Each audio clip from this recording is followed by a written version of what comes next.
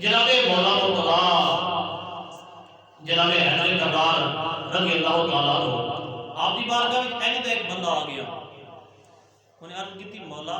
علی میں تواڈے نال بڑا پیار کرنے والا ہوں، تواڈے نال بڑی محبت کرنے والا ہوں، تے میں اس کو بالکل چنگا نہیں سمجھدا کہ مصلی رسول تے ابوبکر صدیق کھڑے نے، حالانکہ تواڈا حق سی،